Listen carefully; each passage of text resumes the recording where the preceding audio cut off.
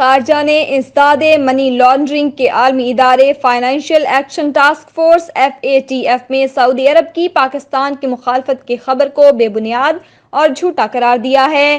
ترجمان دفتر خارجہ کے مطابق FATF میں سعودی عرب کی پاکستان کی مخالفت کی خبر بے بنیاد اور جھوٹی ہے۔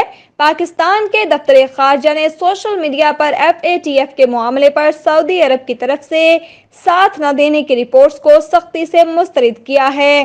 یاد رہے جمعرات کی صبح سے پاکستان میں ٹویٹر اور دیگر سوشل میڈیا پلیٹ فارم پر FATF میں پاکستان کے گرے لسٹ سے نکلنے کے حوالے سے سعودی عرب کے بارے میں منفی پروپیگنڈا کیا جا رہا تھا، جس کے بعد دفتر خارجہ نے وضاحت جاری کی۔